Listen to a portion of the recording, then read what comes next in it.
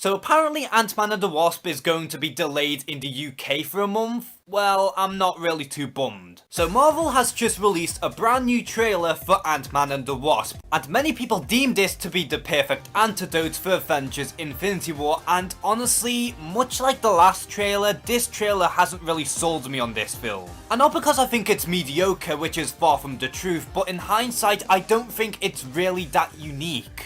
And I wasn't really a fan of the first Ant-Man film to begin with. And in my eyes, this seems like more of the same to me than what we've got in the first film. And don't get me wrong, this does look like a fun movie. But honestly, I don't think it really has that much material that makes me remotely excited. And there's only 3 or 4 things that has me somewhat intrigued with this new trailer. And does have me somewhat intrigued in seeing the film. First of all, and this is probably the biggest highlight, is of course Hope Van Dyne suiting up as the Wasp. And I honestly thought that this character was wasted in the first film, so it's great to see that she will have her own time to shine as the Wasp. And we do get an understanding on what she is fully capable of in this trailer, as we can see her shrinking, flying, and even shooting stingers. And at the very least, Angeline Lilly can actually have more range in this role, given how she's going to be the main character alongside Scott Lang. And clearly the actress seems to have a ton of fun in this film. And at the end of the day, this was a long time coming, and we've been dying to see some variation of the Wasp ever since the first Avengers film. So it's nice to see Marvel pulling off this character.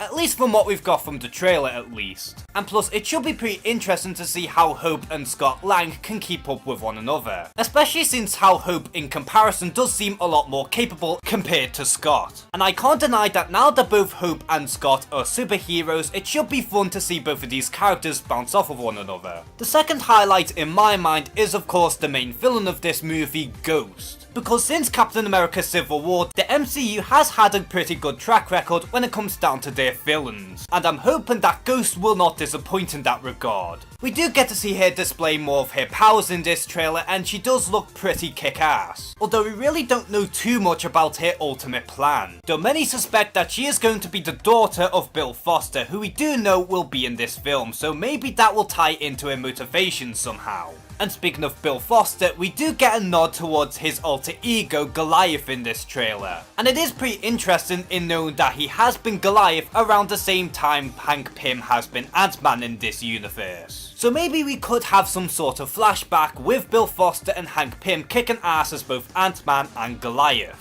And the last major thing that does have me somewhat interested about Ant-Man and the Wasp is of course the quantum realm, because it does seem like the quantum realm will have a much bigger role in this film, especially since Janet Van Dyne is still very much stuck in the quantum realm.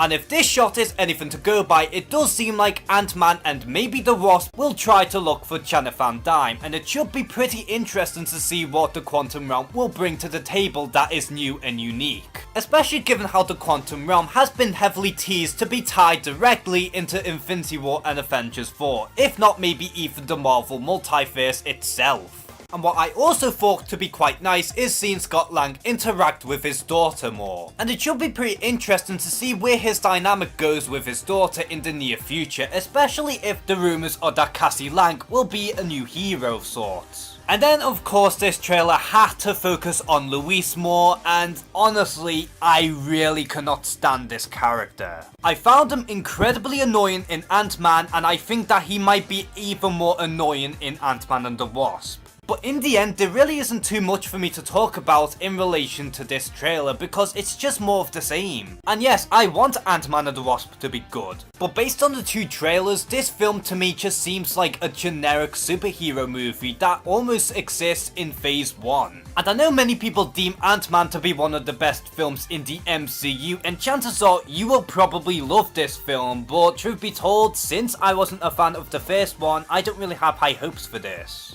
So what do you think of the new trailer for Ant-Man and the Wasp? Does it have you all the more excited to see the film, or are you still somewhat skeptical in that it will just be another generic superhero film? Comment below and share some thoughts. And as always, thank you guys for watching this video. Please like and subscribe. Take care and have a good one.